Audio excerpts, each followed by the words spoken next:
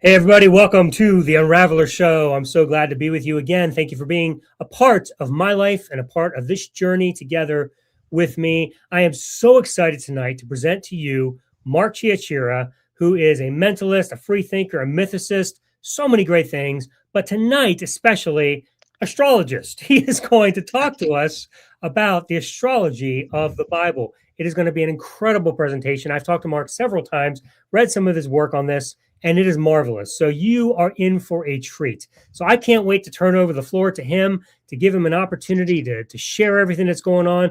But before I do, I just want to give a couple quick announcements, and then I'll introduce Mark to you. Just to let you all know, tomorrow, don't forget, the Unravelation series continues, How Those of Faith Find Freedom. Make sure that you are subscribed to my channel so that you don't miss these releases every Monday and every Thursday at noon. Make sure you do that. Then on Sunday, check out Bondar versus Dakehouse. This has been a great conversation. We are in round 3 this Sunday. Richie and I are going downtown talking about all kinds of stuff.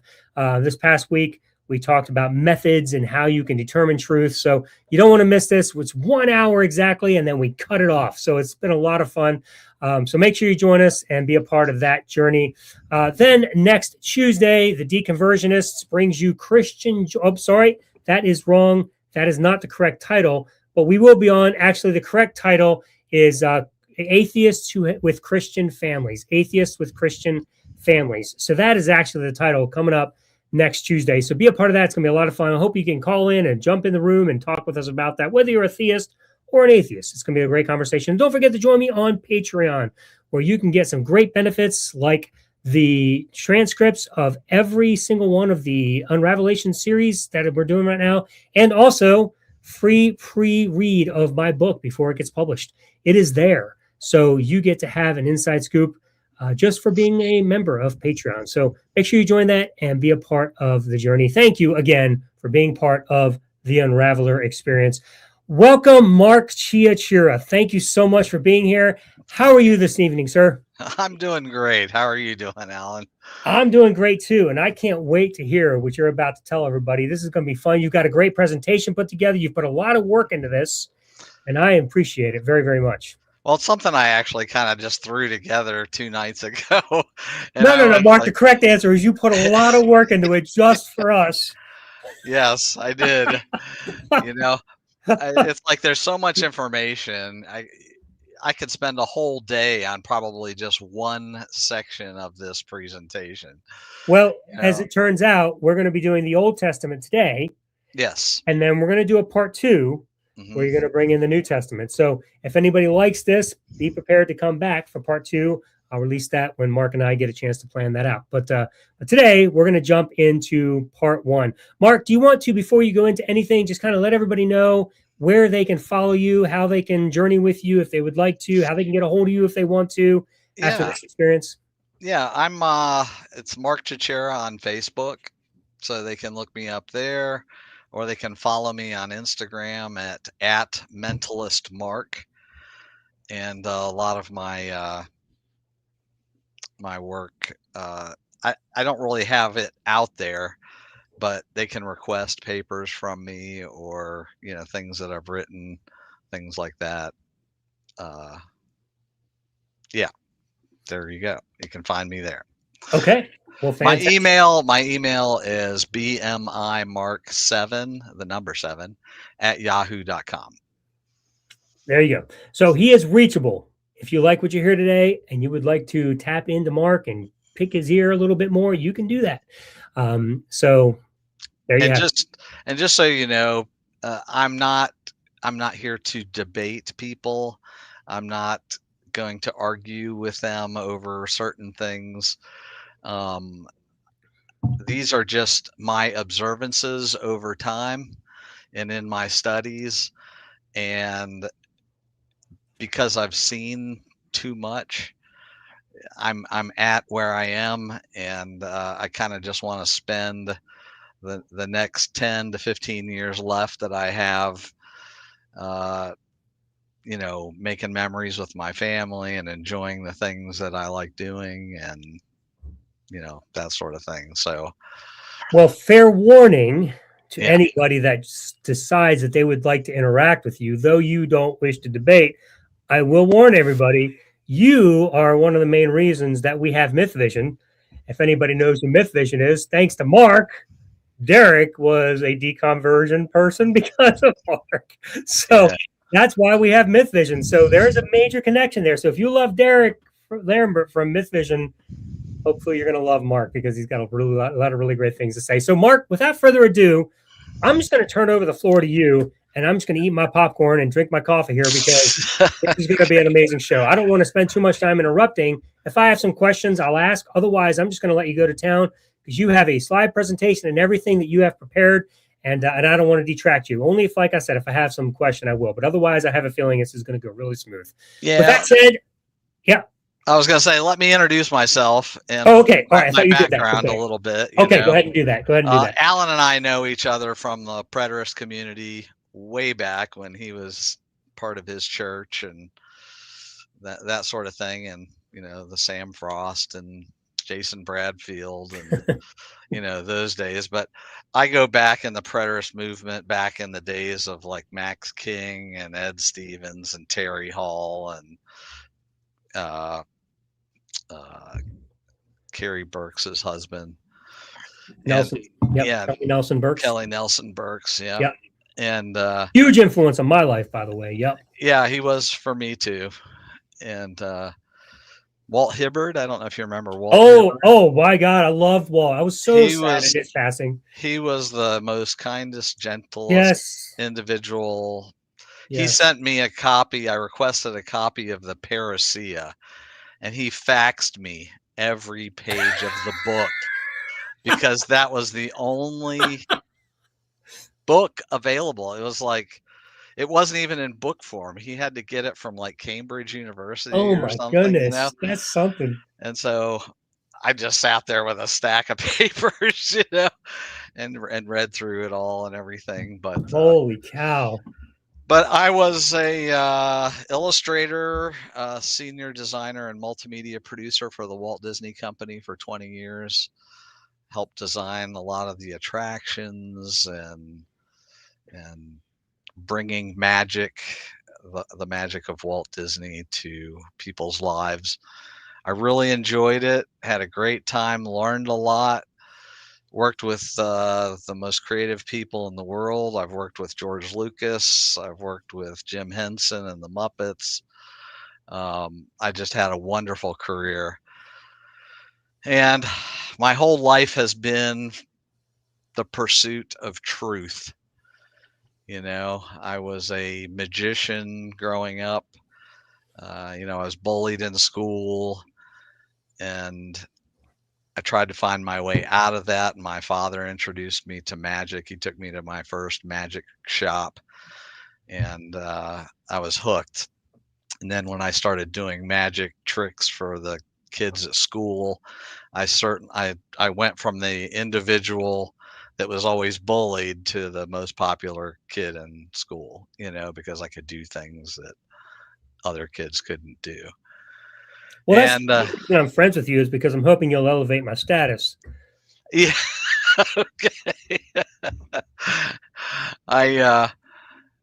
But I've enjoyed magic my whole life. I do mentalism here, a local show that I do for the community, and I do it every month, and everybody enjoys it, and that sort of thing.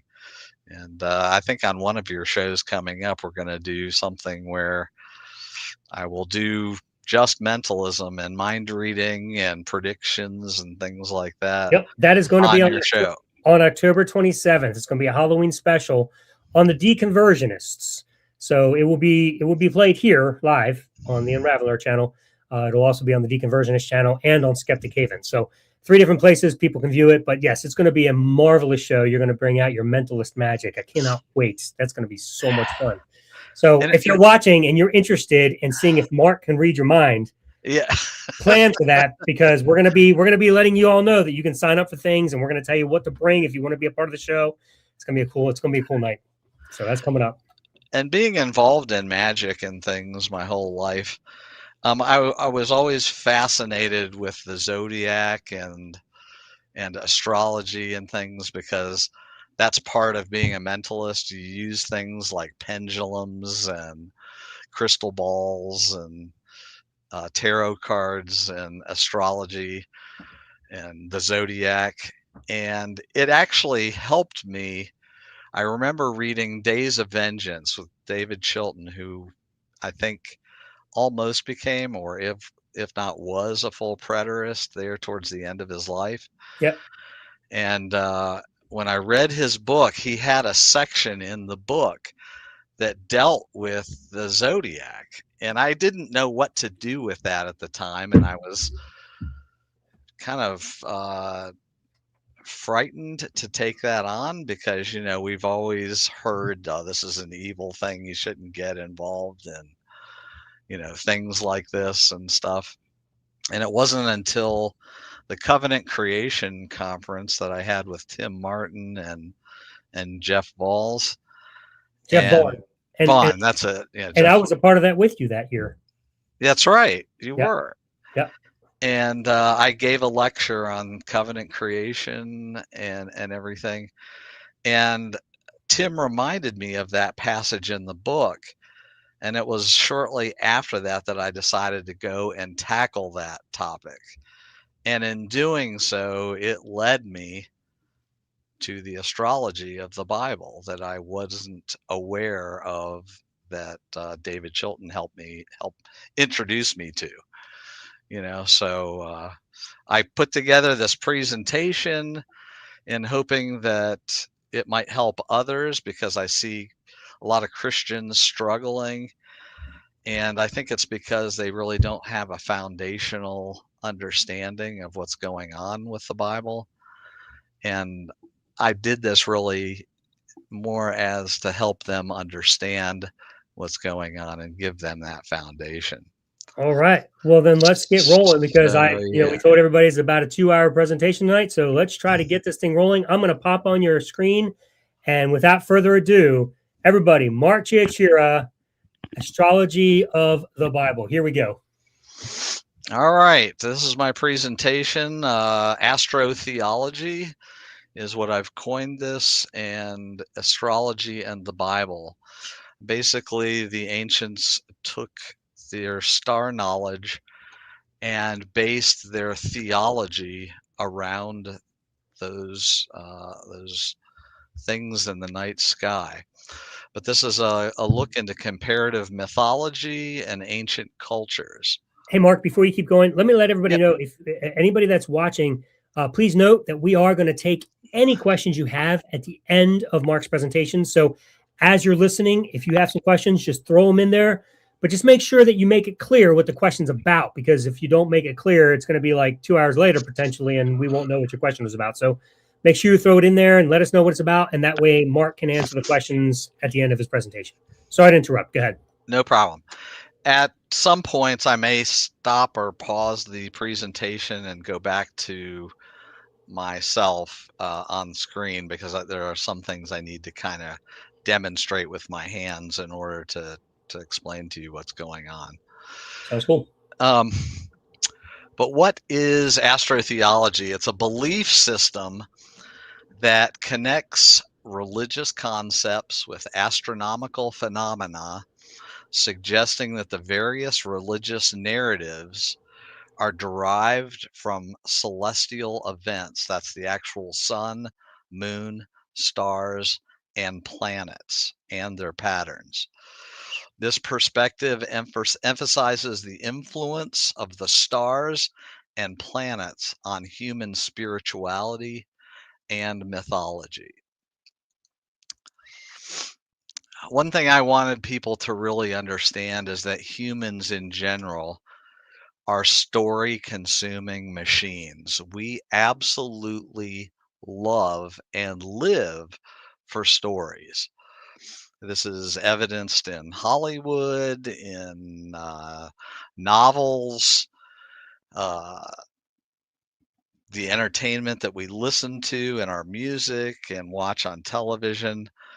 And these are things that I'm going to kind of demonstrate as we get further into this.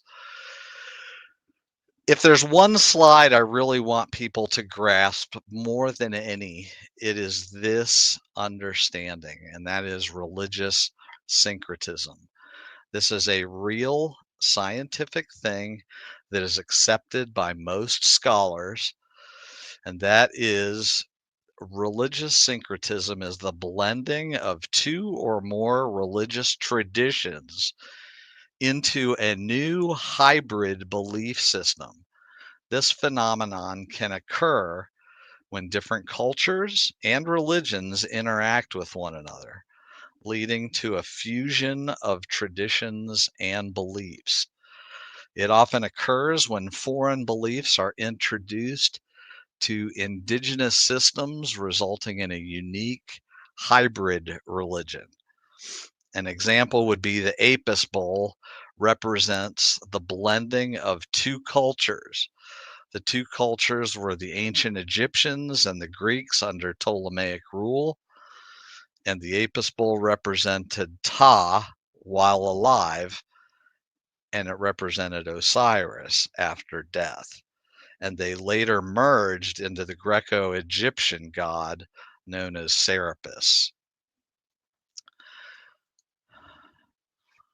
And this is kind of a demonstration. You'll see the Apis bowl on the left, and it's got the sun disk on its head. Uh, the sun was, these things were like solar and lunar cults arise from the worship of the sun, like Ra in Egypt, or the moon in other cultures, because in the desert the sun is really hot and miserable, and in some cultures the sun is the bad guy, right? And in other cultures like nomadic tribes and things like that, the moon is the good guy because it's not as hot and bearing at night, and this type of thing. The word Serapis comes from the Egyptian Osiris Apis running together. The Greeks turned it into the god Serapis, and the Romans later wrote it as Serapis. Now, this is the Serapis figure in the round circle, and you'll notice the beard and the long hair, and this is where we start getting into the Jesus figure. And you'll notice the 12 uh, uh, astrological star signs around him. Um, Now, these story driven industries are like Hollywood films, and they use what Joseph Campbell coined as the hero's journey, which is prevalent in your blockbuster movies like Star Wars or The Wizard of Oz or Harry Potter. These are your big, uh, well known films, probably the largest box office hits of all time. They use something that Joseph Campbell created called the hero's journey. And this is a circle. And at the circle, it starts with, say, a lowly character, somebody who's like Dorothy, who's living on a farm. She's a nobody, right? She meets the wizard along the road, just as Luke Skywalker was living in the desert. He was a nobody, and he met Ben Kenobi along the way to give him guidance. And it goes around this path all the way to redemption and new life, making a complete circle. And I'll let you look that up sometime, but it's worth looking at. If you form a story based on the hero's journey, it will be a very popular story, and that's kind of a secret within Hollywood. We read graphic novels, we watch television, and even our radio music has stories in the songs, right? Now, I'm going to give you an example like The Matrix, which is one of my favorite movies. It takes a movie, or it takes elements of an old story and new elements. It takes New Testament elements and it creates a new story that fits our current culture and belief systems. It's but one story of many such examples. And in the ancient world, they used to borrow parts and pieces of one another's cultural stories, add it to their own, and change the names and make it a little bit different. Like the names might be different, but the current theme and the story itself is the same. And then they'd leave out other parts that weren't as necessary in their culture, if that makes sense. Um, the Matrix, if you'll remember, uh, their ship that they traveled on was called the Nebuchadnezzar, which is an Old Testament element. Um, if you in the movie, if you pause it on one of the scenes, you'll even see a plaque with a verse from Matthew on it.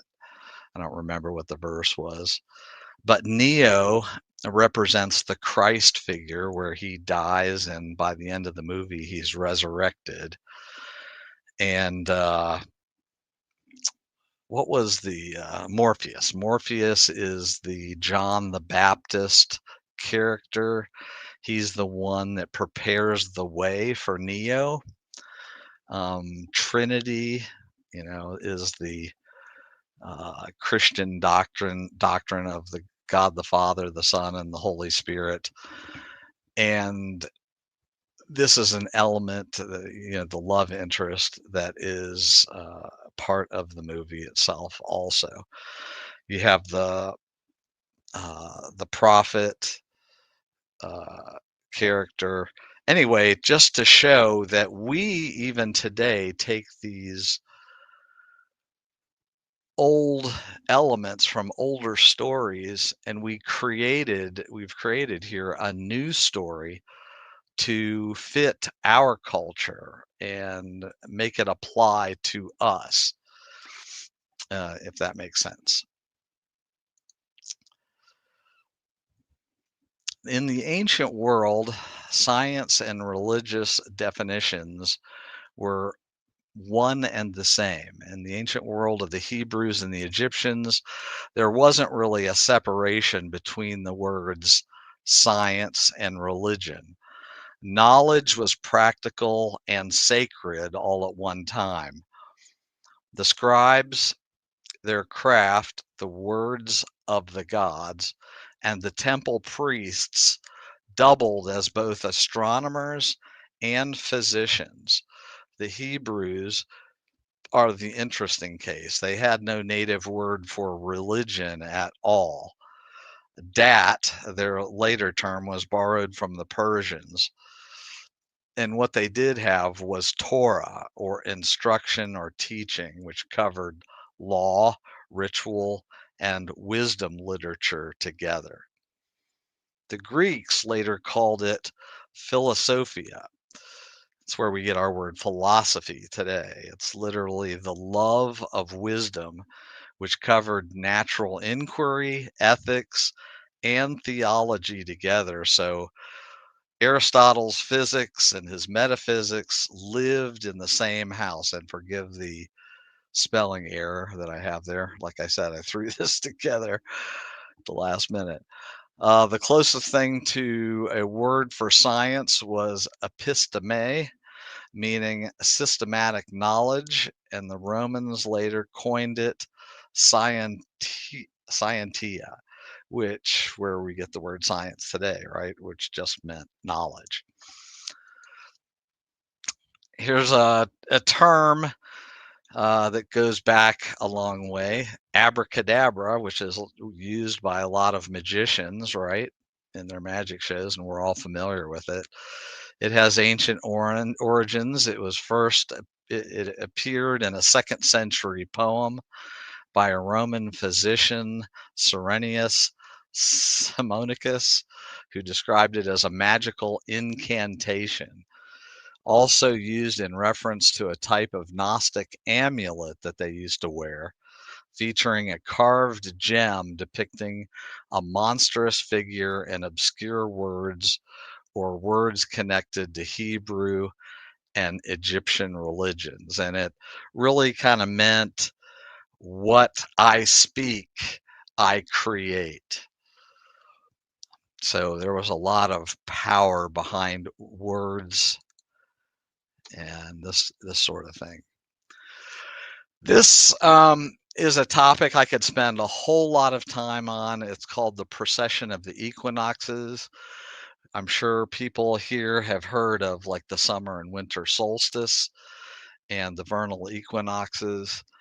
Um, the precession of the equinoxes is a gradual westward shift of the equinoxes along the ecliptic. It's caused by the gravitational force exerted by the sun and the moon on the Earth's equatorial bulge. This phenomenon results in a complete cycle approximately every 25,868 years, or 25,000. I think I've seen 920. But Plato referred to this as the great year. So we all know, right, that the Earth spins on its axis and it makes one complete turn on that axis every 24 hours. The other motion of the sun is that it revolves around the sun. And that happens once every 365 days a year, approximately. And another motion that the Earth makes that people aren't really aware of is that the poles of the Earth are not straight up and down, but they're at about a 23.5-degree angle. And so when the Earth spins, it also wobbles like a top. So picture that wobble. Picture the North Pole stretching out to the North Pole, or the Pole Star, Polaris. And as it turns, that one wobble, every time that wobble happens, that wobble is completed every 26,000 years. And the ancients were very aware of this. And they actually sectioned off the great year, that 26,000 year period, just like the 365-day calendar year. They made it into quarters. And so it was basically 6,000 years per quarter, roughly. And let's say the Ice Age, right? That period was the winter section of that great year. I know it's hard for us to think about these types of concepts, but it's nonetheless true. And I find it very profound that they even observed this, because it takes, uh, let me give you an example.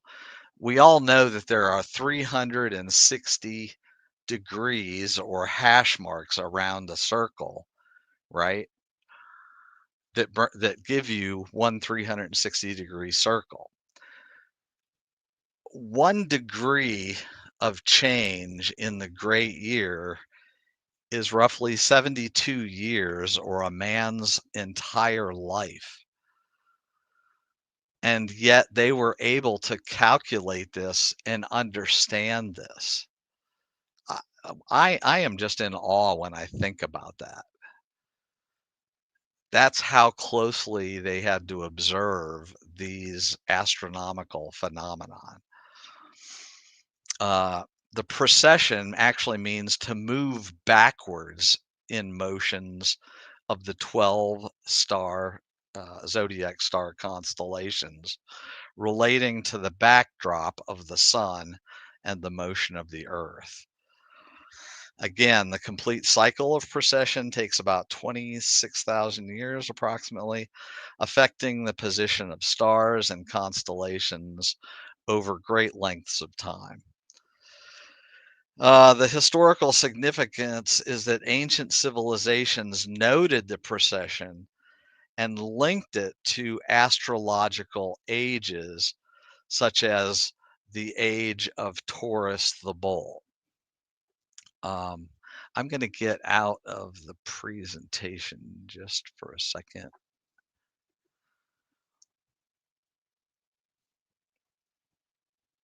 And let's see.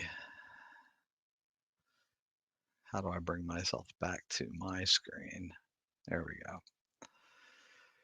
Does this make sense so far? Oh yeah, and you're up. When you say you want to get out, I pop it out for you. So, Okay. and this is fantastic. What, like, so good.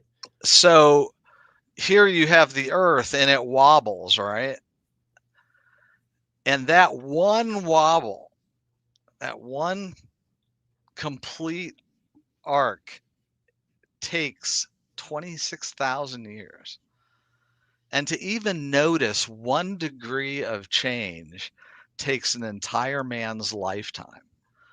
So that's how closely they were observing these things. I mean, this was their television, okay? They didn't have TV and internet and all these things, video games that distract us today. That was their inspiration and the things that they looked to at night, because look, they had to work all day, right? Harvesting or hunting animals, or I mean, just to eat was laborious. It took a lot. And noticing the great year is phenomenal to me. And it had to be for them, because what it meant was how to tell seasonal changes and measure time. That way they could know when to actually grow things, when to plant, when to harvest. And what it did was it took them out of the hunter gatherer period where people had to migrate with the animals, right? They had to pick up everything they had, move along with the animals just so they could hunt the animals and eat. But now we can measure time. We can actually understand agriculture, plant and harvest food, and stay in one place, and then grow cities, right? We don't have to pick up everything and move anymore. And so this is incredible knowledge. And I think what happened was they preserved this knowledge through storytelling in the Bible. We often hear about, the Egyptian myths like, Isis and Osiris. We've got the Babylonian myths, the Sumerian myths. We've got the Greek, Greco-Roman myths. Uh, all of these myths, but you never ever hear about the Hebrew myths. And I think that's really interesting. It is to me. And I think that what the Bible actually are those myths. They are their heroes. They're heroes, right? And what we see in the Old Testament is these figures uh, like King David, right? He's their larger than life hero. He's the one that killed the giant, right? Goliath. Uh, And I'll get into all of these here shortly. I'm going to pop back into this, but I really want to stress the significance of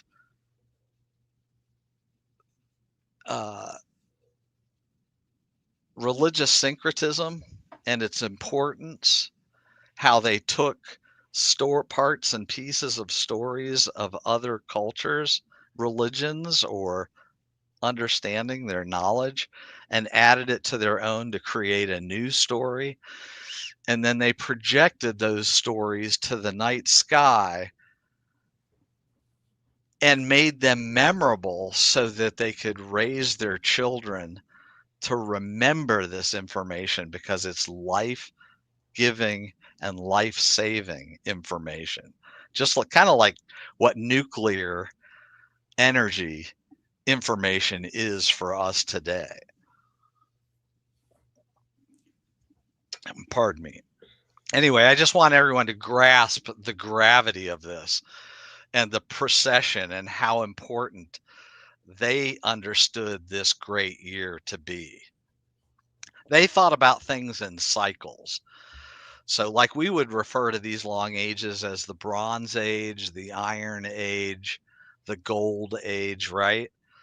Well, the people from India, they understood these ages as the Kali cycles, like the Kali Yuga or the Tetra Yuga or Treta, the Dwapara.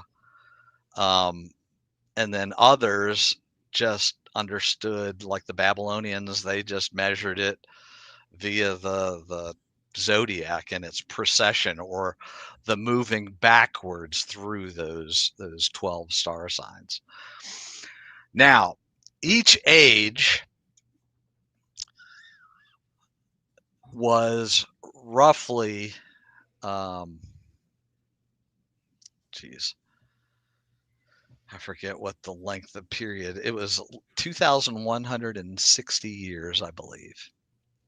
Okay. So let's say from the time of, and I see all these figures in the Bible as mythical figures. I do not see them as real historical figures.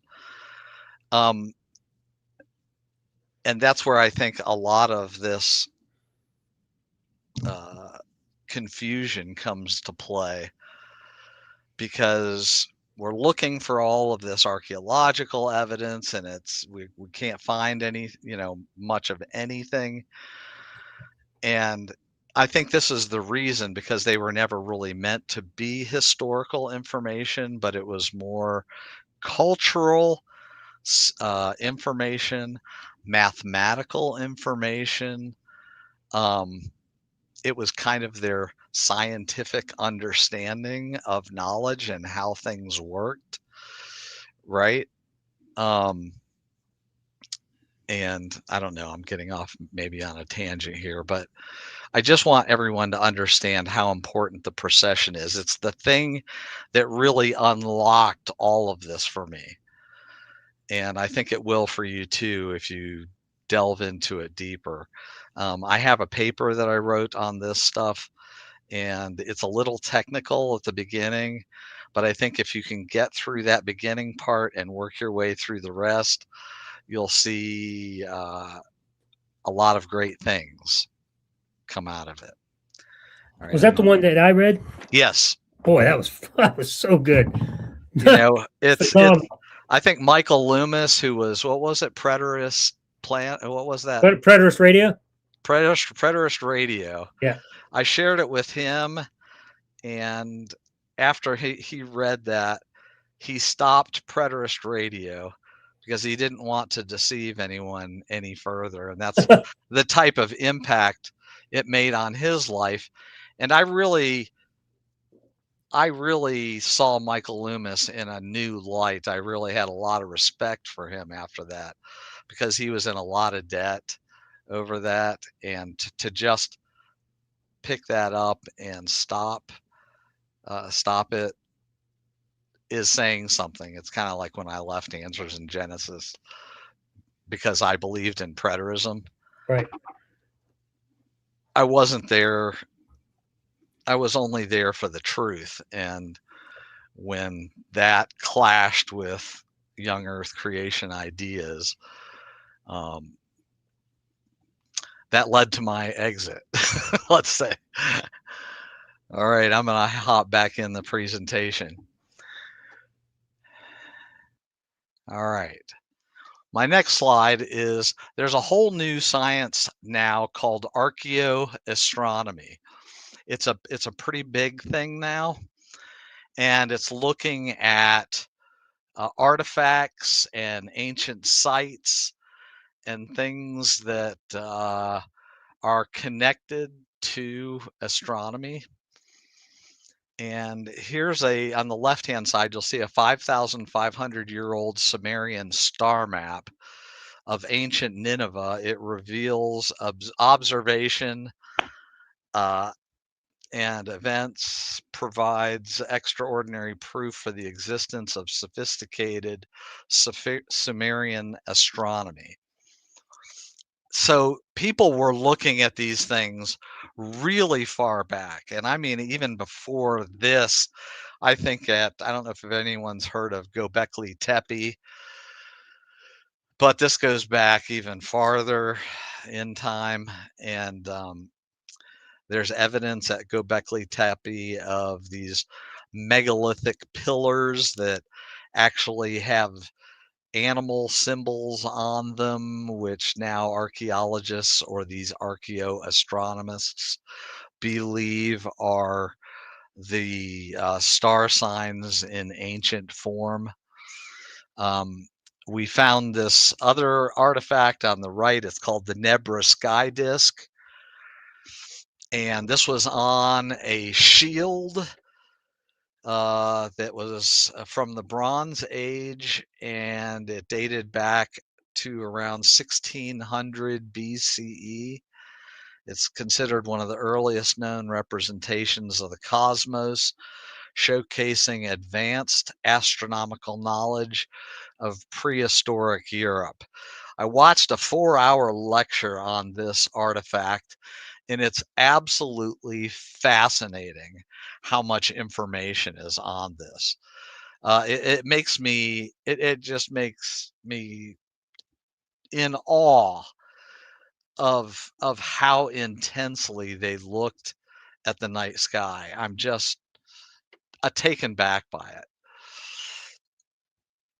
it. You're all probably familiar with things like Stonehenge, and probably not so much with Woodhenge, which is the lower right photo. Stonehenge was based around the winter solstice, and each of these megalithic stones that are tons in weight, and that came from miles and miles away. We don't know how they got there or how this was constructed, but they're all in alignment to the sun, the moon, the different planets. This was actually now today it's proven it was an astronomical observatory. And the Druids used this in celebration of the winter solstice. There were, I think, blood sacrifices, human sacrifices at this place. Woodhenge was celebrating the summer equinox, and I think this was a celebration of life.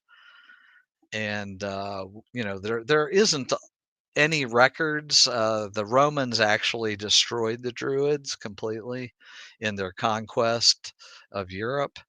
And so we don't really have anything written down. We're just kind of guesstimating a lot of these things. So, but one of the important things in all of this is taking basic measurements and seeing, do things align with true north or other planetary figures, things like that. This is in Cambodia. There is a temple called Angkor Wat, and if you look at it from above, you'll see in the lower left, it's laid out. The whole temple is laid out in the Draco constellation. And so the people of the ancient world were looking at these things of the night sky and they were connecting them to the ground. So they would see their land as a very cosmic land. And uh, this was very important to them. We learn from the emerald tablets of Thoth, and Thoth was the Egyptian god of wisdom. Uh, we've all maybe heard the phrase "as above, so below." That comes from the emerald tablets of Thoth. And so there was this idea that as things happen above, they're connected to the things that happen on the earth and vice versa. On the right, you'll see the three pyramids of Giza, and Robert Bauval made a discovery that these were in alignment to the three stars in Orion's belt. And this would be Osiris of the Egyptian world. But this star constellation, each of those three stars are reflected in the pyramids of Giza. And again, they saw their land as a very cosmic land. And I don't know if any of you have ever seen the Milky Way at night. I'm sure you've seen pictures of it, but it looks like a river in the night sky because it's really made up of condensed star systems and things, and it looks like a river. And when you look at Egypt, it fell in alignment with the Nile, which was the source of life for the Egyptians at that time. And then they had various sun temples, and like in Abu Nagreb, I think. And and and so I just wanted to show you that these ancient people made this connection with the heavens at a very personal level. We can all think about how those pyramids were constructed, but I ask myself the question, why were they constructed? I mean, was it some big ego of some Egyptian king somewhere? What was the purpose of these things? And so for me to discover this made me see the Hebrews now in a new light, right? Easter Island, we've all seen these megalithic statues.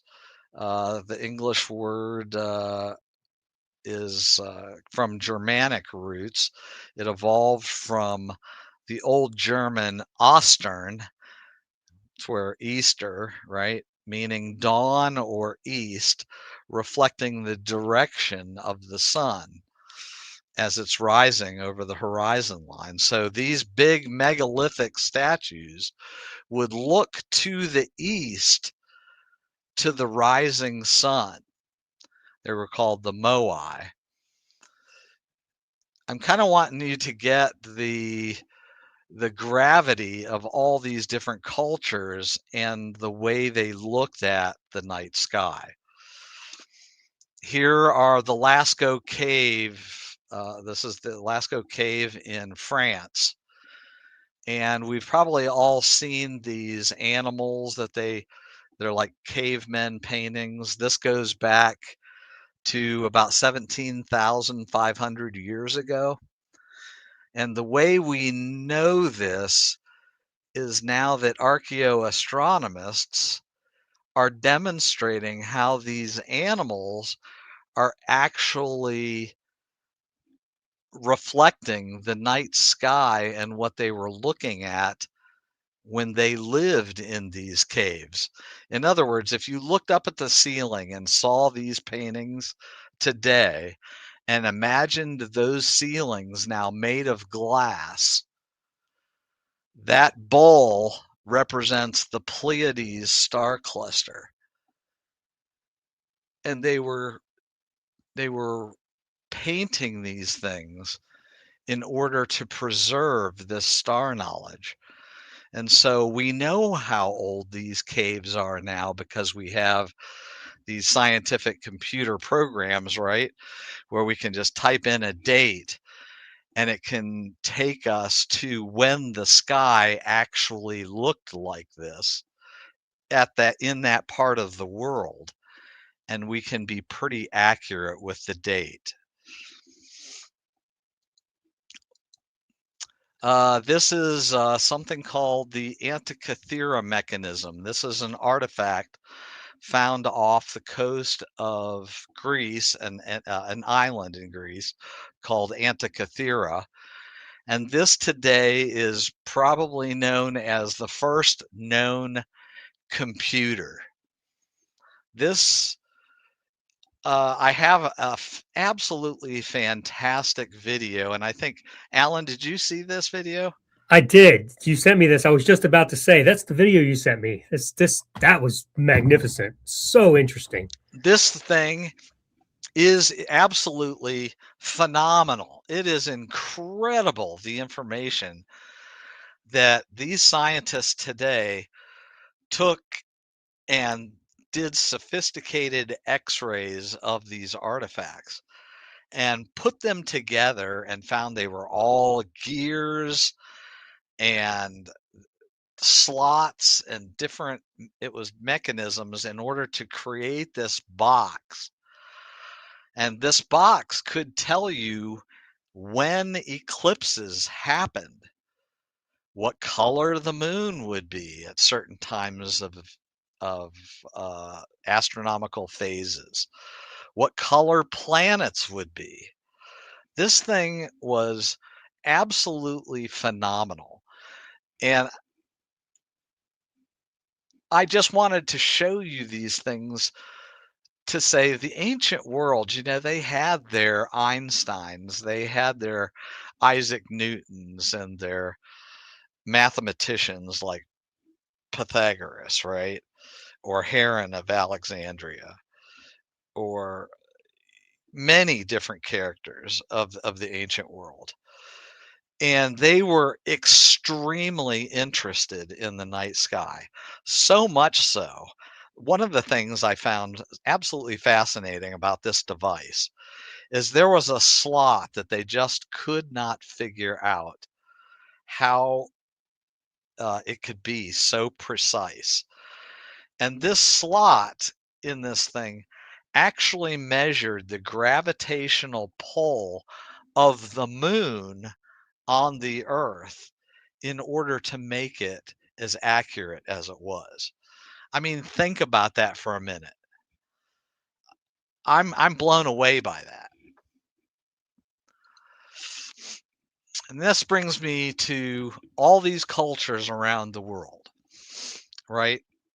We've got the Chinese zodiac, we've got the Celtic zodiac, we've got the Hebrew zodiac, the Native American zodiac, the Aztecs, the Egyptian zodiac. We've got the Babylonian zodiac. They all had their own zodiacs. And it's interesting, like the Native Americans, they didn't represent these things the way the Greeks did or the Babylonians did. They called things like the wolf and the goose and the otter because these are animals indigenous to their areas, right? The Chinese used rabbits and tigers and animals, monkeys, these things from their indigenous area. And so these things were all representational to their own cultures.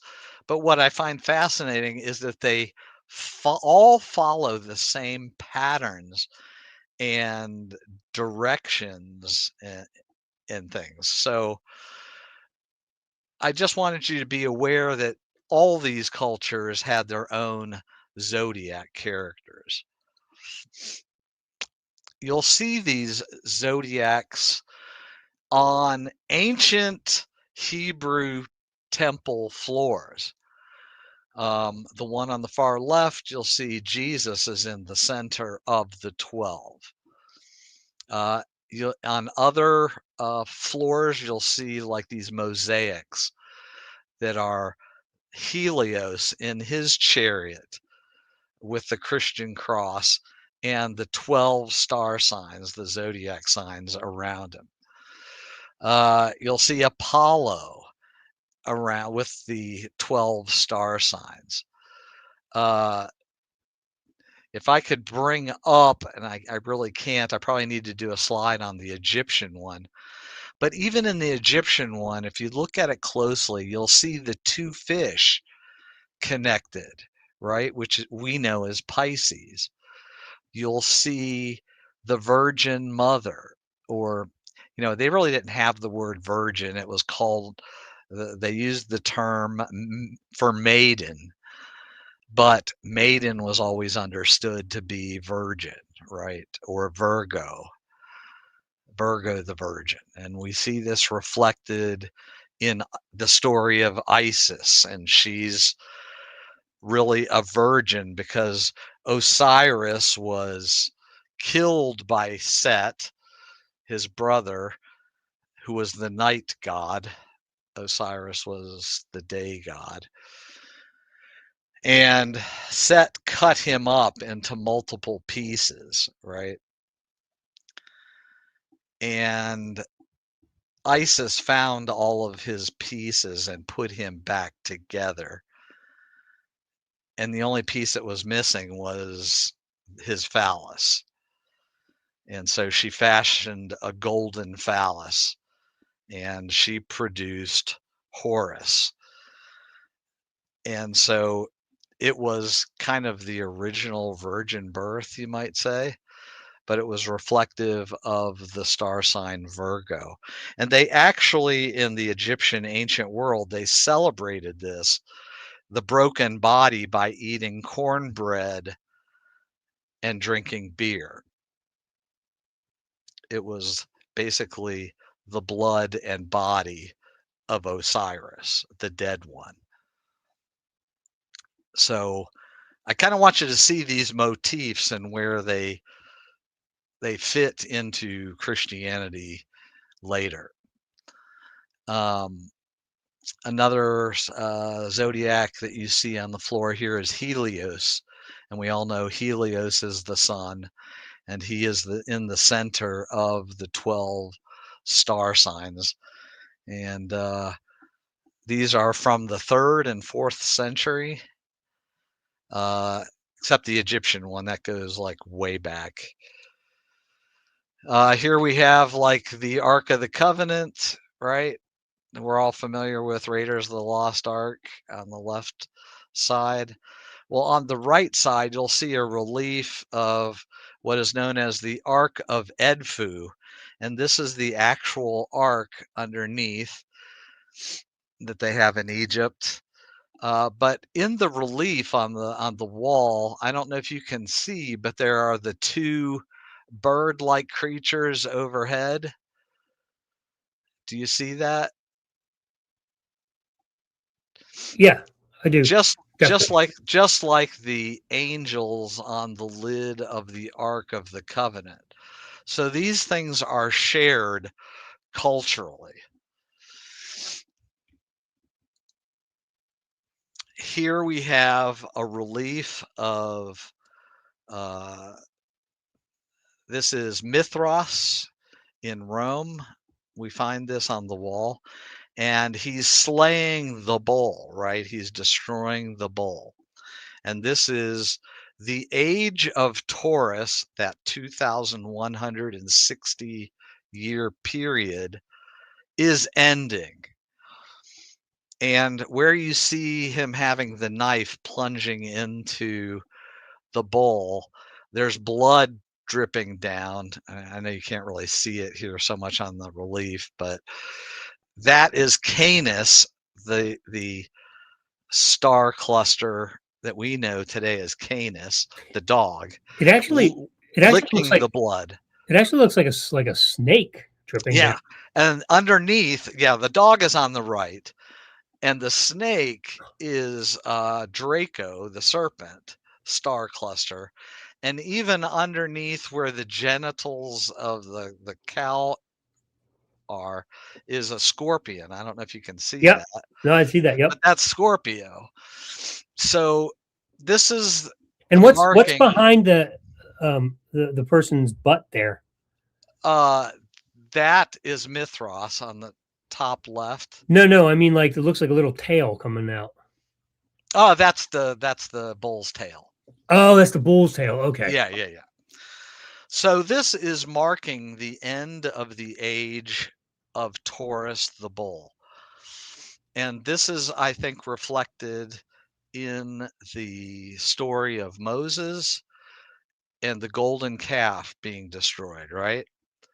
It is marking that time when the gods no longer accepted bull sacrifice or the blood of bulls, but now we were moving into the age of Aries, the ram, the next 2,160 years period of the great year. So here in the Hebrew story, you have the destruction of the bull, just like you had in the Persian and Roman story of the destruction of the bull. Um, does that make sense, Alan? Do you Yep, I'm understand? following. Yep, I'm definitely Okay. following. This is great stuff, man. I'm just tapping myself fast so that people get a big screen picture of what you're showing, and then just you in the corner.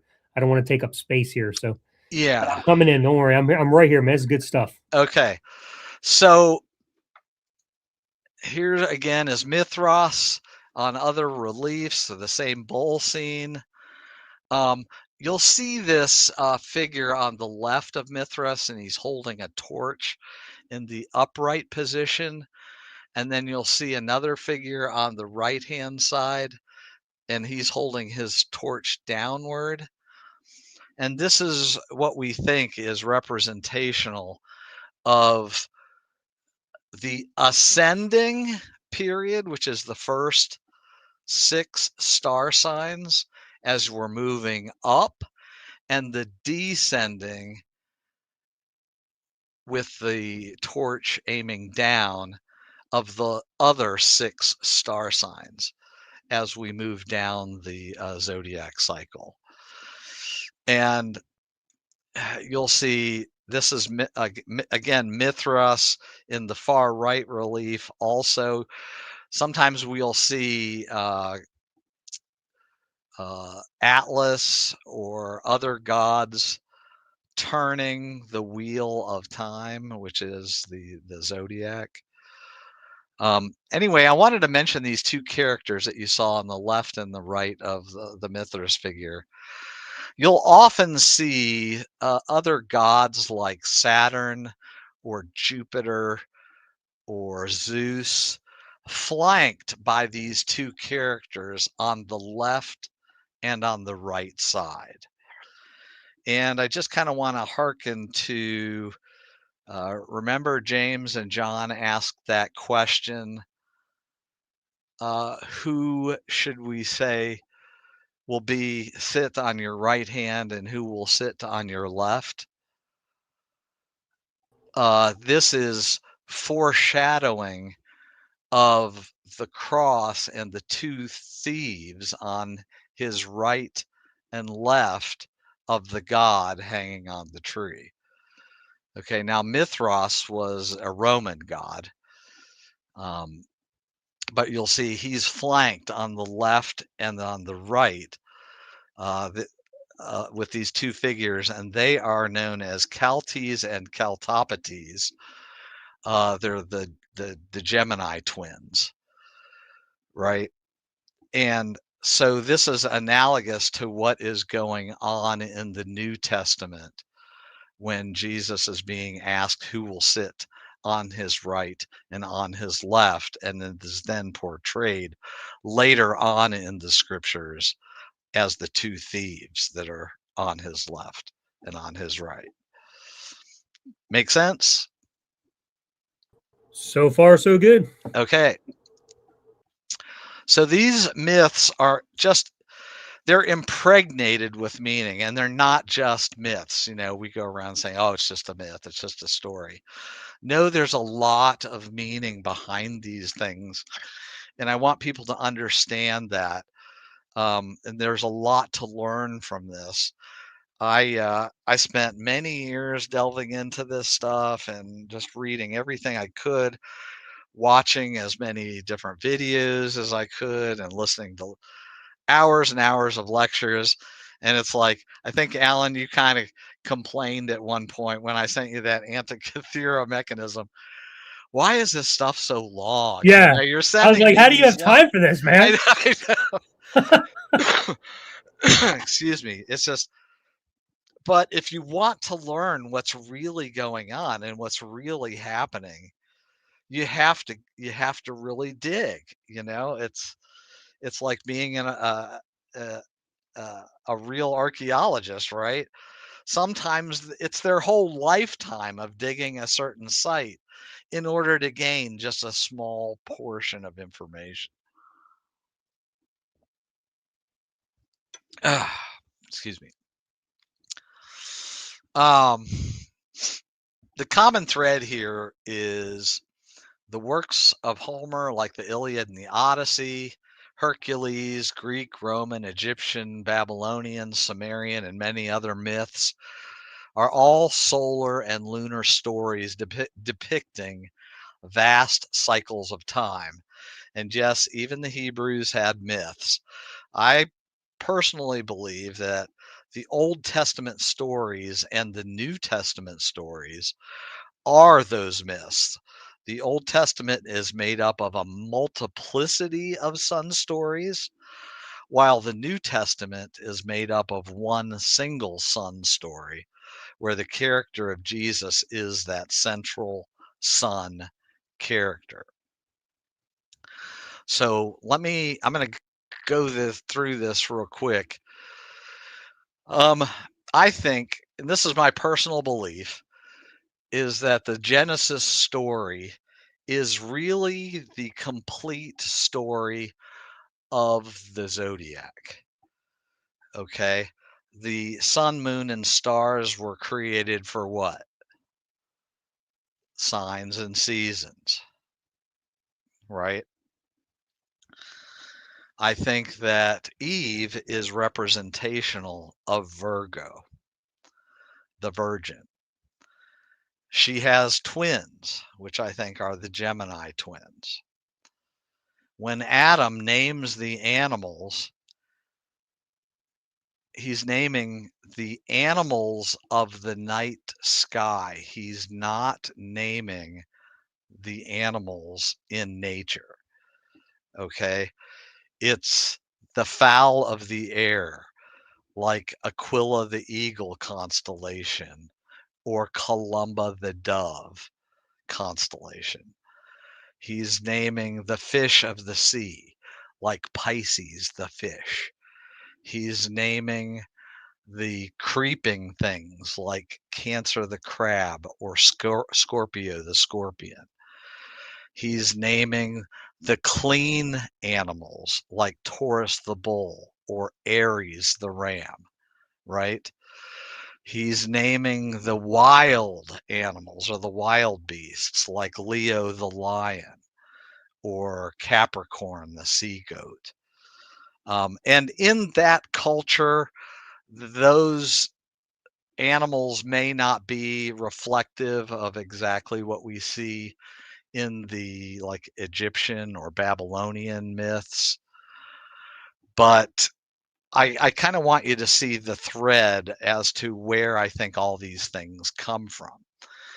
And the Old Testament stories, I think each story is representational of each of the star signs. So like Jacob and Esau, right? They're the twins, and I think they're representational of the Gemini twins. I think Noah is the representation of Aquarius, the water man. I see uh, Jonah and the fish story as analogous to the Pisces, the fish story. And it's interesting. I was going back through some of the Hebrew, and actually, the story of Jonah and the fish, it's actually two fish because there's a Hebrew term that's male and one that's female. And there's been this controversy for a long time as to what this means. And I think it's the Pisces, the fish, the two fish, right? Um, you have Moses, the lawgiver. He comes down from the mountain with the 10 commandments. Well, what is the star sign in the heavens that's representational of the law? It's Libra, the scales of justice, right? You have the golden calf story, the destruction of the golden calf. This is the Taurus, the bull story. You have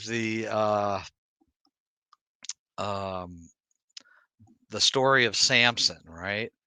His name actually means the little god, the little sun man, right? Shamash, the sun.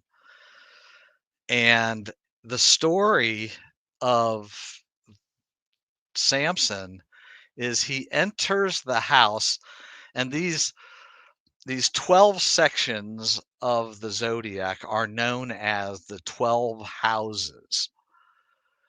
And the sun over time moves into each house. And so here we have Samson, the sun, moving into the house of Virgo, or Delilah, known by the Hebrews.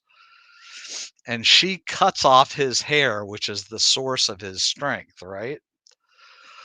Well, this is the shortening of the rays of the sun. The sun isn't as strong in the winter months. And so, what this is depicting is the winter solstice. And then eventually, Samson is blinded, right? This represents darkness and death and winter. And then his ultimate death is he pushes over the pillars and the temple collapses on him, right? I found this material, it was very hard to find. I found this material in a book called Hamlet's Mill, and it's basically two PhD scientists that came to this conclusion of this story. And it helped me piece these other stories together. You have Nimrod, who is the hunter, right? The hunter in the star signs is Sagittarius. You have Daniel in the lion's den, right? This is the Leo the lion story. And I think in all of these stories, there is a central figure which represents the sun, and then there is the sub figure which represents the house in which the sun resides.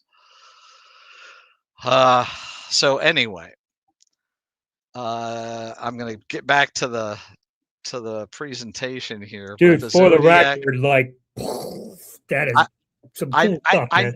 I know this is mind blowing, and it's a lot to process and think about.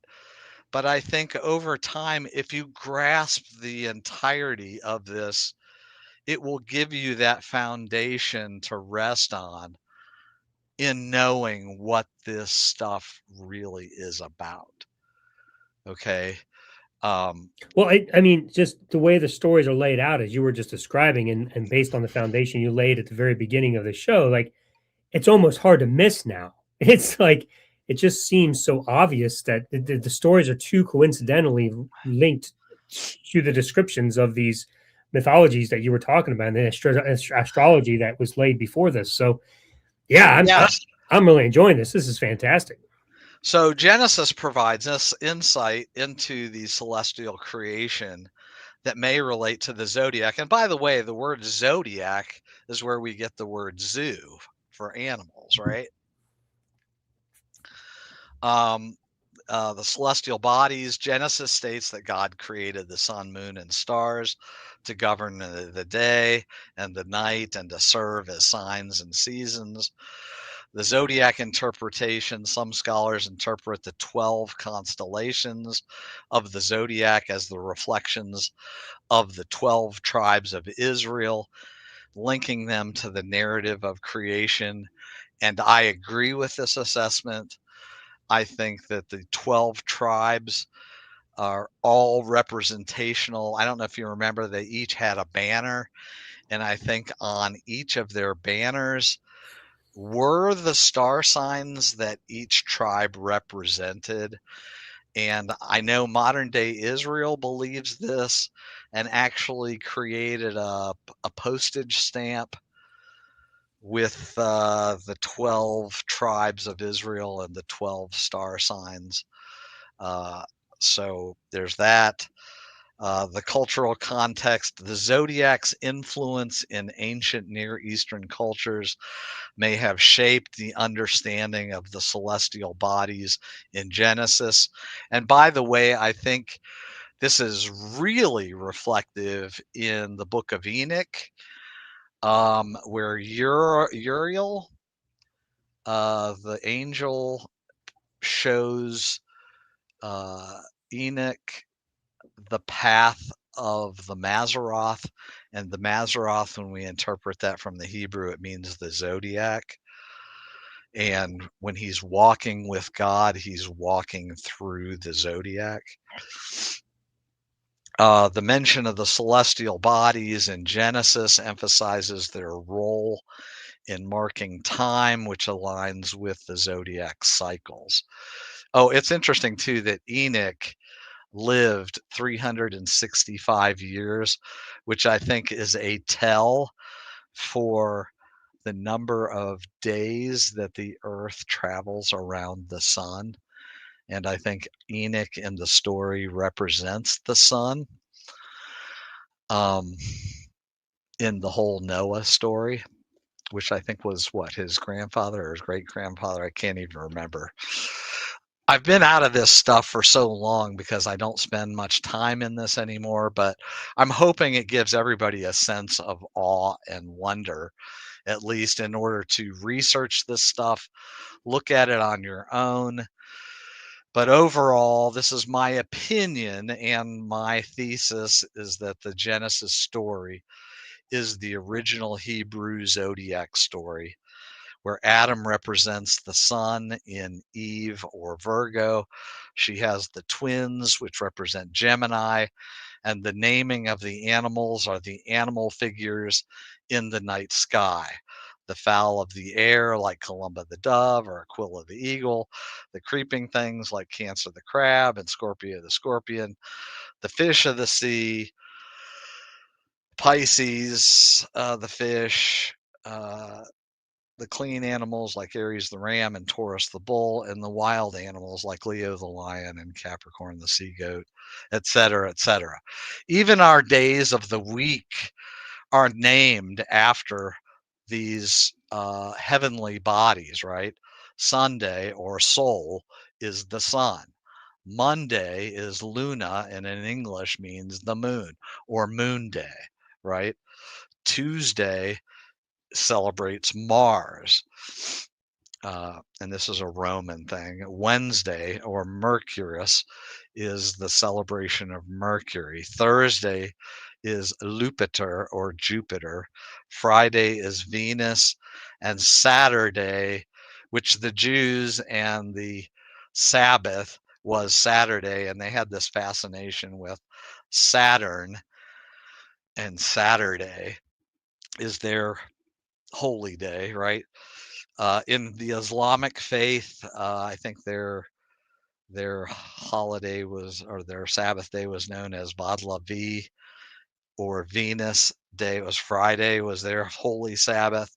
Saturday is the Jewish Sabbath, and Sunday is the Christian Sabbath.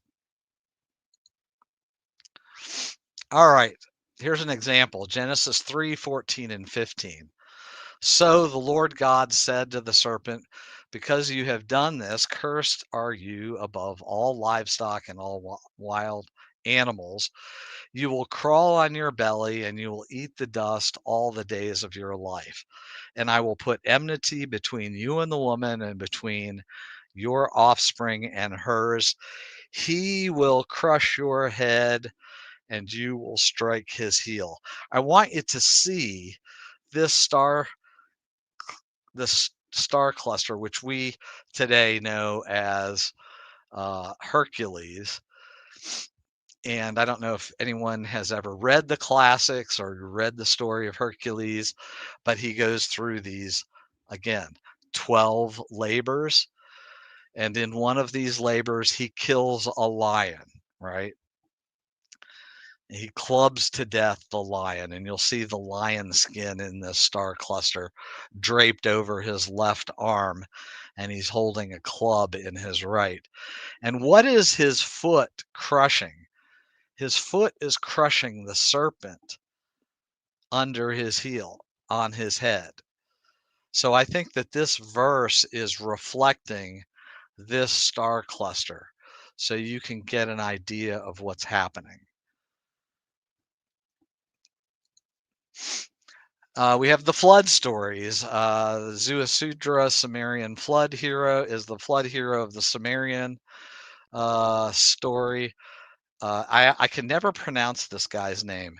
Utnapishtim, or Utnapishtim, is the epic of Gilgamesh story. He's the flood hero. It's actually older than Noah. Uh, Noah is the biblical flood hero.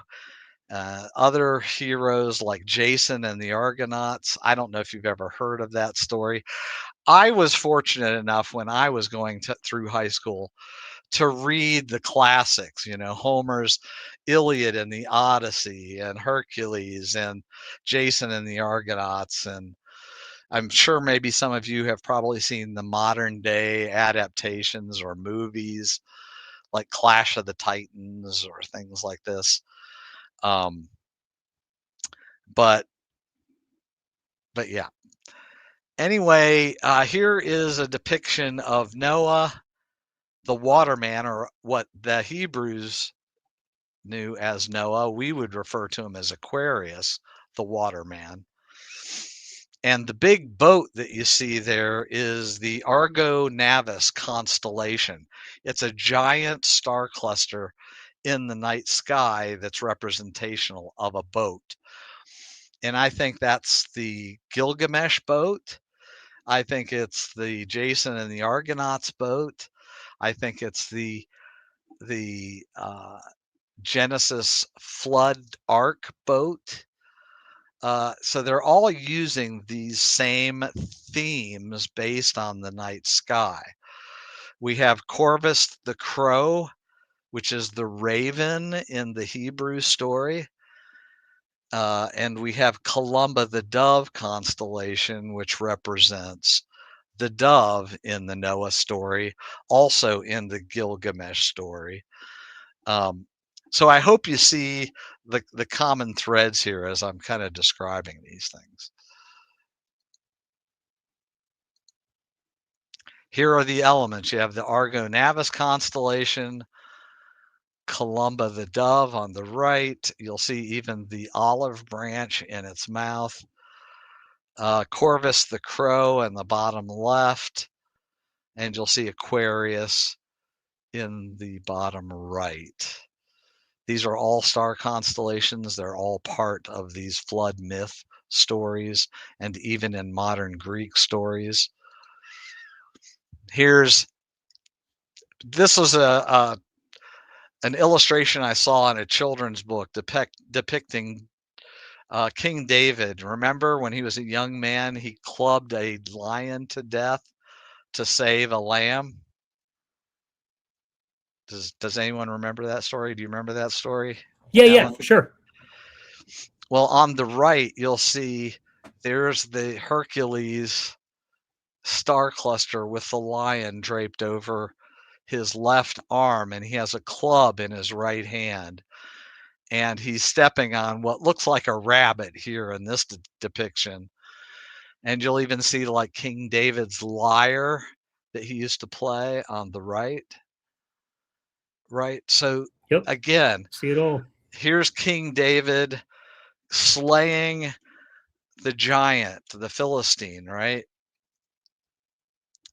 And at the end of that story, what does David do? He picks up Goliath's sword and he cuts his head off and he presents the head to the children of Israel.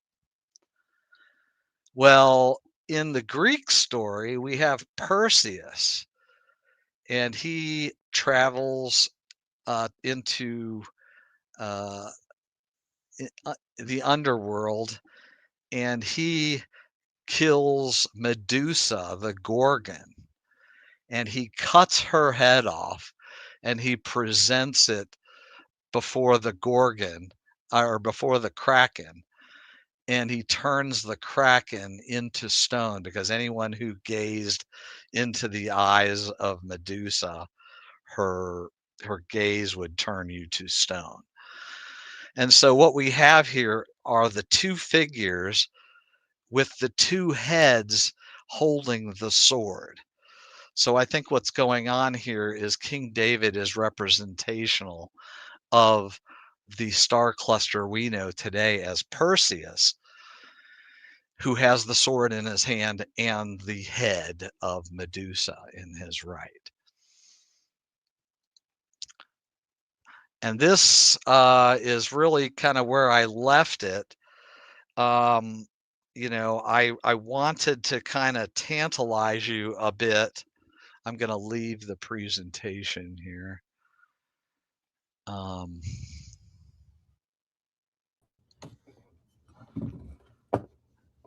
I hope this was enlightening.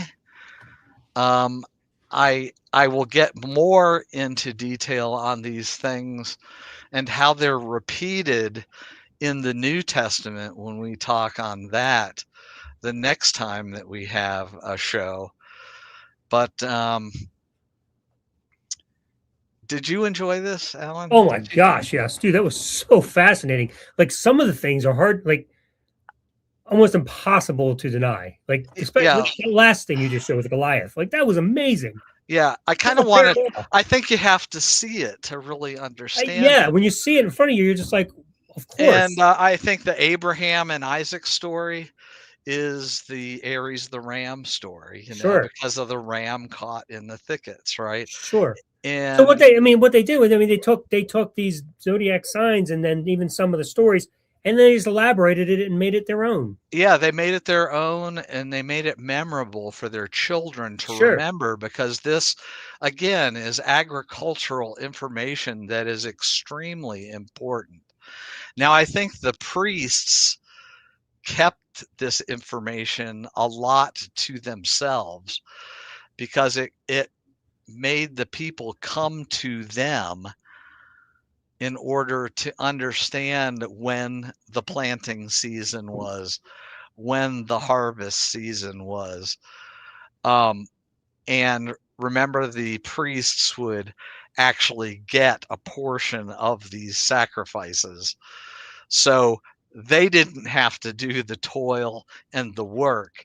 They just had to be the astronomers and the scientists of their day, looking at the stars and gaining this information so that they could share it with the people.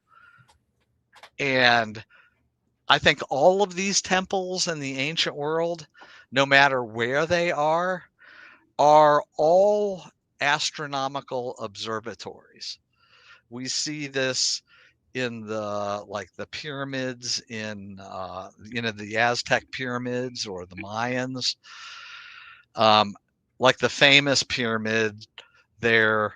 They have the number of steps that reach the top plateau are 364, and the top is the 365th. Hmm. Okay, so they would look across the horizon line where the sun would rise, and they would measure time like that. Again, the pyramids in Egypt. I think the Sphinx is actually much older than they say it is. And there are several reasons for that. But the Sphinx is the lion on earth looking due east at the lion in the sky, Leo, at approximately 11,500 or 12,000 years ago. And the sun in each of these ages, like I said, each age of the zodiac is 2,160 years. So let's say from Adam to Moses is the age of Taurus the bull. Taurus the bull is slain.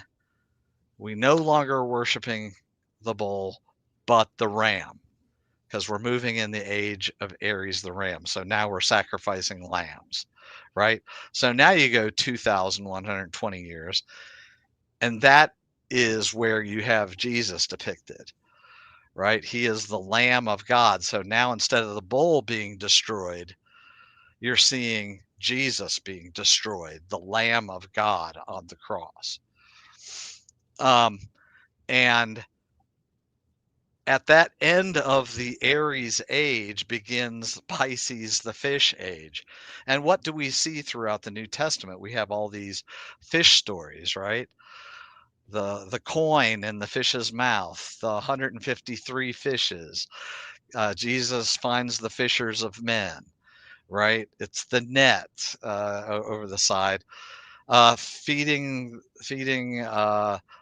of 5 loaves and 2 fishes, which is a Pisces symbol. Um, I hope you see where all this is going, but it's quite astounding. It shocked me at first, and it scared me at the same time when I first discovered these things. Because when I discovered them, I knew what this meant. And when you lose your faith, it's really scary, because these thoughts start running through your head like, wow, my family's now involved. My children have been taught these biblical things their entire life as historical fact. My wife believes these things. How do I share this without destroying my family? And it And took me, without requiring a 2-hour presentation for them. I mean, that's tough to do. it is. And so it took me a period of about a year, I think, over that course. And I planned it out over a long period of time to introduce questions for them that they had to answer. And in doing so, they came to the realization of these things on their own. And I think that is what made such a huge impact in their lives.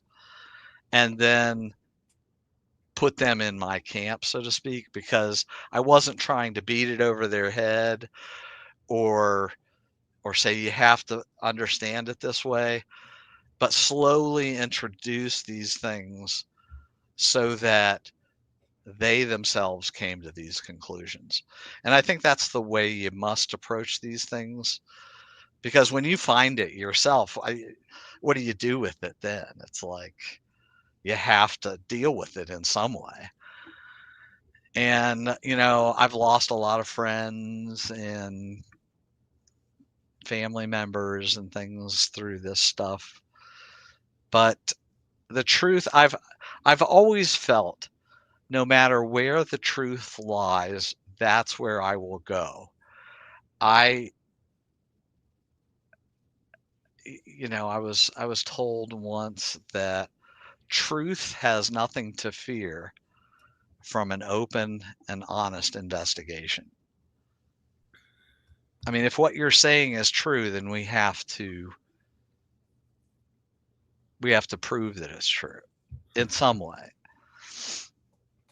And so, yeah, I came to these things. It was scary at first. Now I delight in these things because they give me a great understanding and comfort knowing what I know. And that, like I said, just in this presentation, I think you've probably seen enough to know it's not just this fly by night thing. This is years and years of study. It's interesting. My books became thicker and thicker and thicker, right? Over time. And I looked at this and I said, this represents time. I mean, it takes time to dig through all of this material and understand what's going on. And I said to myself, do I want to spend the last 10 or 15 years of my life furthering this stuff, or, my studies, or just enjoy what I wanted to do in my life and enjoying my family and my time with them? And I hope that makes sense. But yeah, I've not really been looking at this stuff until now, presenting it to you. But I think it's worth sharing because it might free people from the chains that I think that they're being bound by. Well, I hope it does. And you've clearly done your homework in the past, because when you say you just threw this together, I couldn't just go and throw this together. That's a lot of work you just did. Yeah, I tried to summarize just tons of this stuff in one concise little package.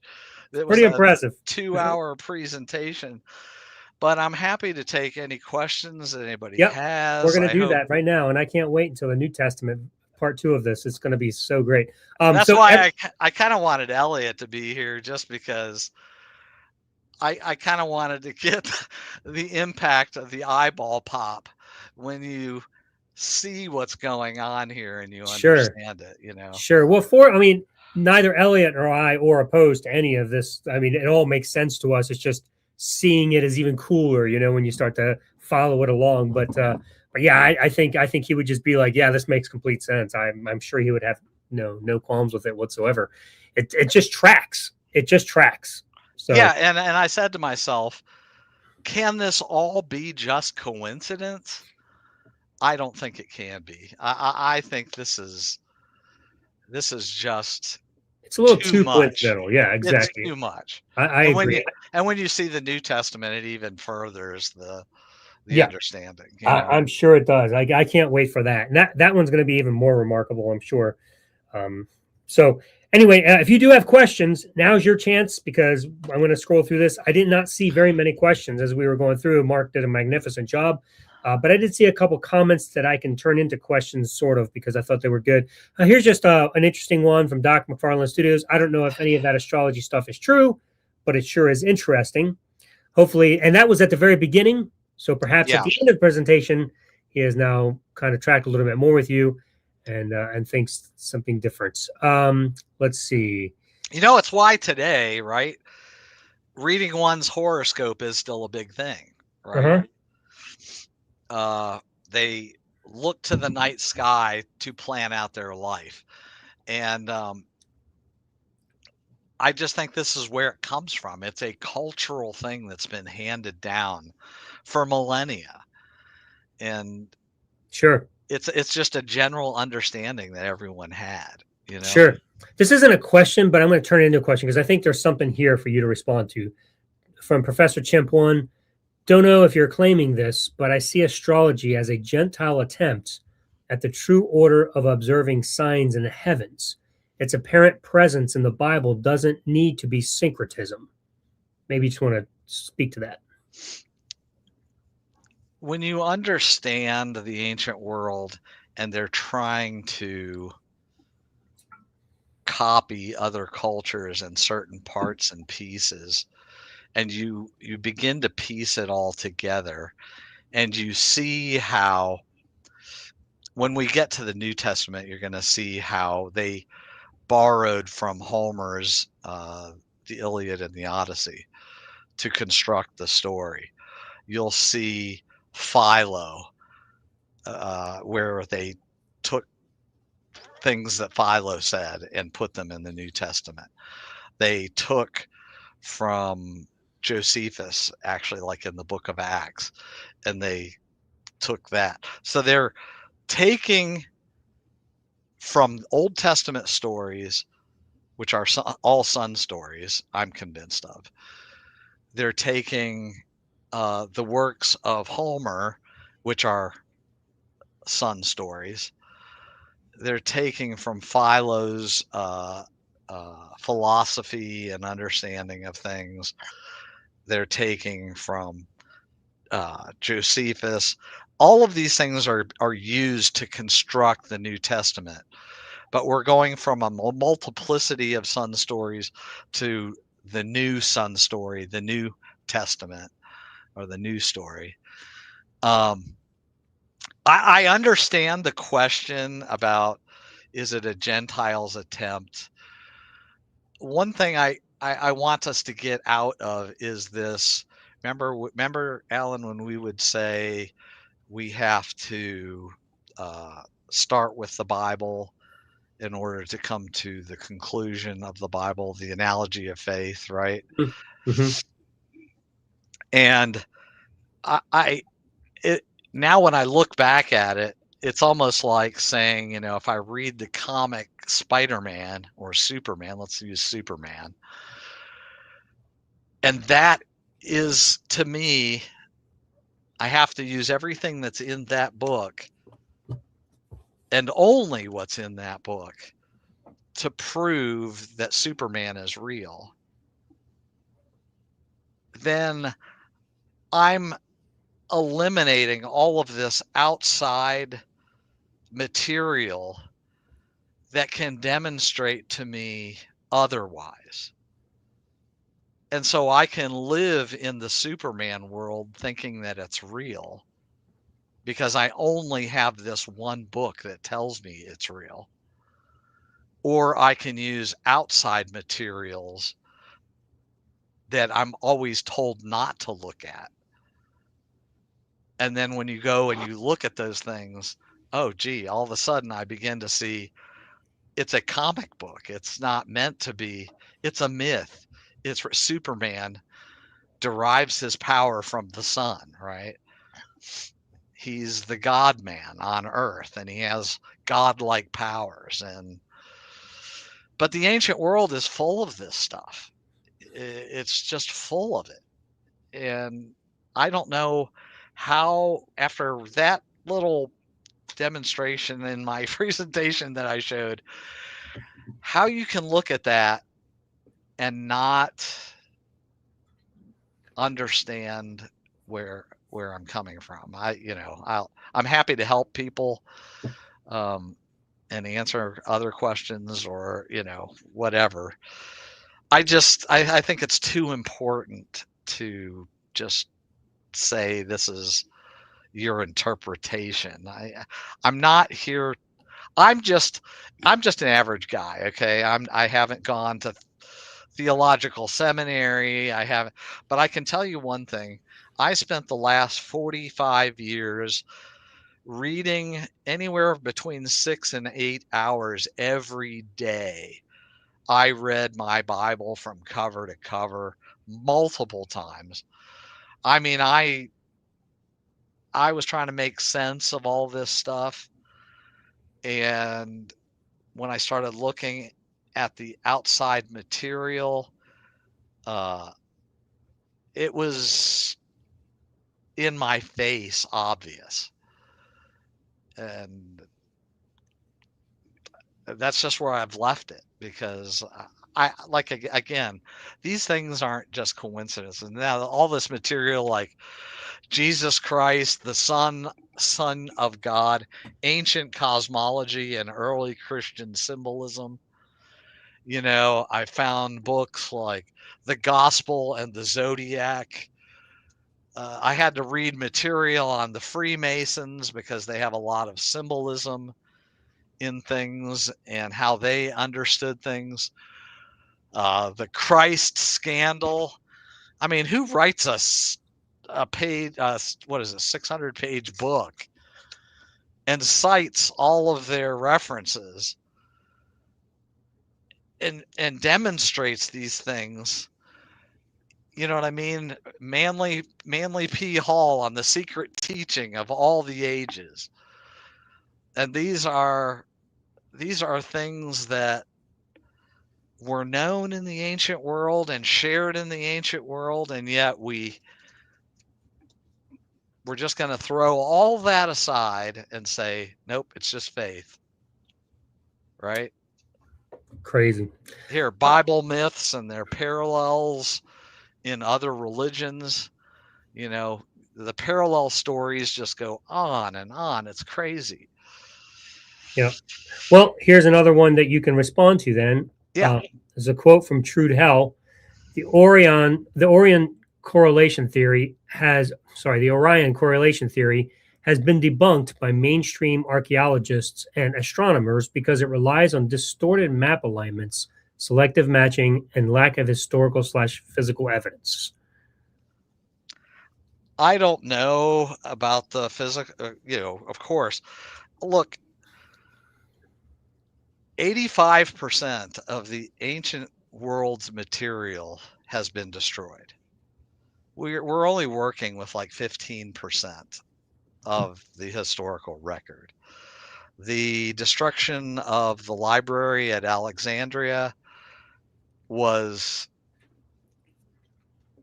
everything that we knew about the ancient world. So, yeah, I would agree. We have a lack of historical or physical evidence. But I think, like the Lakota Indians in North America, also laid out their village based on the Orion constellation. It's not just the Egyptians.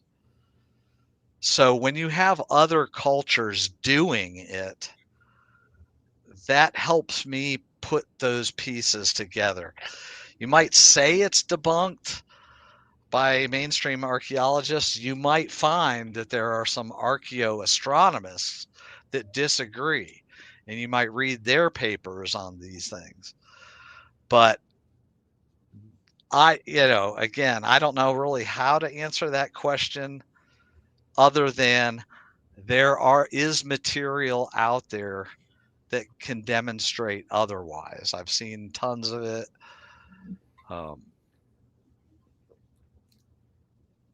But I can't point you in any one direction. All right. But even our founding fathers of America understood these things.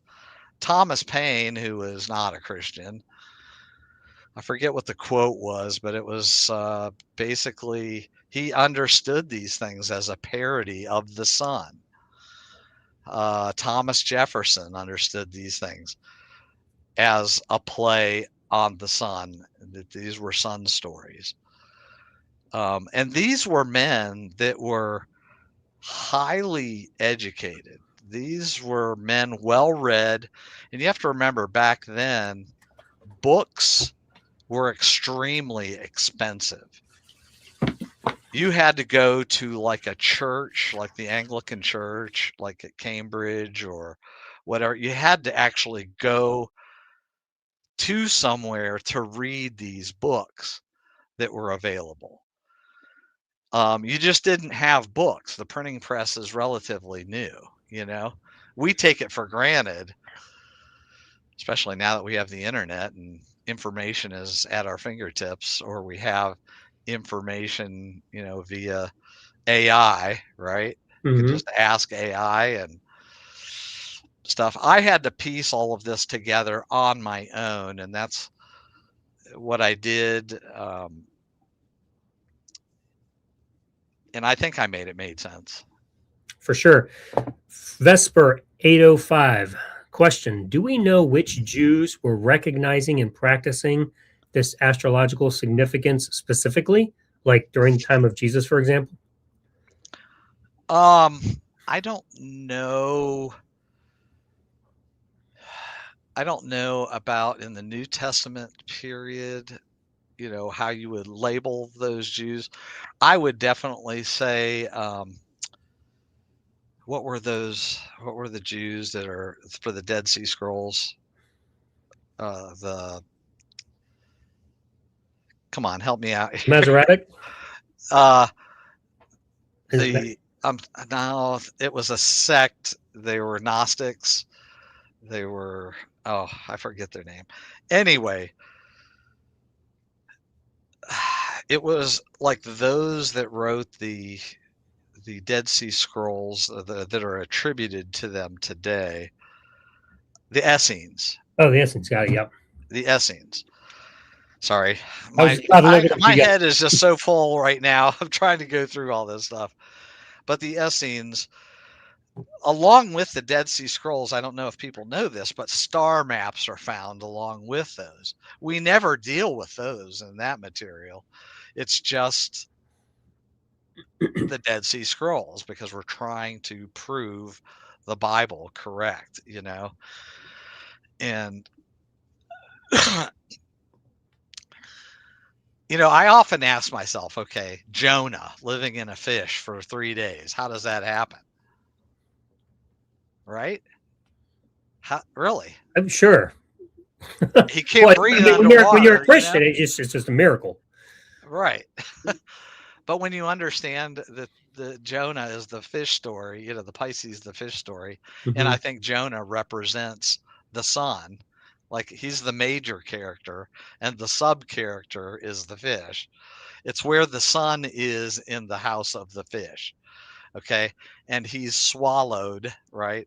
He's in the belly of the fish, just like in Daniel in the lion's den. He's in the pit. He's Daniel is the sun in Leo, the lion. And this again is representational of what we call today the winter solstice. Um, so the Samson story is the winter solstice. They're dealing with themes that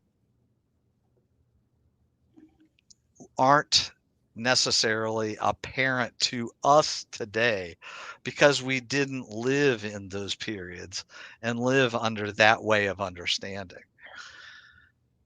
Shoot, we barely get out and look at the night sky, and there's not much you can see anyway due to the light of the cities that we live in and things like that. If you go to like somewhere out in Australia in the outback and look up at the night sky, you would be amazed at what you can see.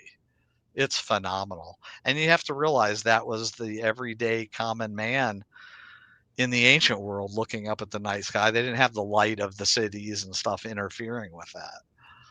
Right. Let's move on. We got some more questions. Yep. Dr. McFarland Studios says, if the Bible is man made and not God inspired, then who were those in control that would have written the book in such a way? I think the priests would have been the ones to pass these down in story form for the people to remember. That's my own personal opinion. I think I think whoever created and wrote the New Testament understood these things from a Jewish perspective, and I believe this was probably the New Testament was probably written in Alexandria in Egypt because that's where all the philosophers came. This is where all the scientists or astronomers, scientists came um, and shared their knowledge. And I think that the Bible was probably paid for by the Romans, perhaps. I don't know. These are, again, all of these things you'll never know for certain and for sure because we don't have anyone alive today to ask. And the material that we have is extremely scarce. Yep. Very, You very know, true. That's always a good approach is we don't know we for don't sure. know for sure. So yeah, I don't know for sure. right, I'm just saying I studied these things. This is where I landed. right, Take it for what it is. right. But I mean, when you think about it, I mean, let's face it. What is more probable? What Correct. you're suggesting, or that a real talking donkey took place, Right. or that somebody Or a actually rose sky. from the dead, or people, or chariots of fire fly into this. What's more probable? And it's just when you evaluate it against reality, since we actually don't know and have no way to uh, to test it and evaluate these stories, because we can't even examine the eyewitnesses, so to speak. Yeah, it's like, Ellen, I can't tell you how many people require so much evidence from me Right, but they're willing to to accept a talking snake. to make this point. And yet they can just take the magic wand of faith and just say it's Right, just faith. right, It was miracles. It was, right. and just wave it away. Obviously, a guy was in a fish for 3 days. I can't. Obviously, Jesus walked on water. These are miracles, but this can't possibly be true. What you're suggesting? Yeah, It's like, how do I deal with that? right. Well, I mean, when you're up against faith, Mark, you know as well as I do that there's no rebuttal to it until the brainwashing of faith is removed, because you can either be convinced of something for good reasons or for bad reasons. And once you're Yes, convinced of it for bad reasons, it's really hard to convince somebody that they believe for bad reasons. So it it's it true. takes it's And a challenge. That's why I wrote my book. It was for that very purpose. You're I the guy had, that comes in and like helps people see logical and really smart things. I don't have all that. I'm not you. I just have the ability to see recognize how puzzles work, and I can undo the brainwashing. But you got to read the book to do people that. have asked me on countless occasions to write a book on all of this stuff. I was thinking about entitling it "The Stained Glass Curtain," and in reference to the Wizard of Oz, where the stained glass or the church is the curtain which is pulled away. And when you remove that, you see the wizard and what's really taking place here.